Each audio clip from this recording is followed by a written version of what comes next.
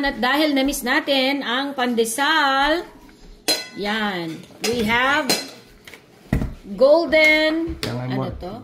Sorry. Golden coral. Golden coral to go. Courtesy of Mr. C. Thank you so much.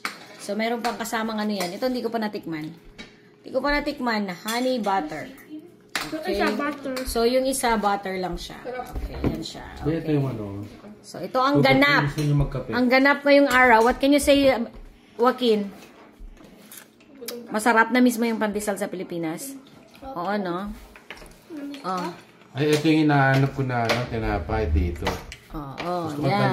Dito. Siyempre, huwag kakalimutan ang kape. At Milo. At Milo. Okay, careful anak, careful. Okay. Tapos, anong gagawin kasi natin? Para maging malinis ang tinapay? Malinis. Sasawsaw natin dito. Isasawsaw natin ang ating tinapay. Siyempre. Yan. Milo. Okay.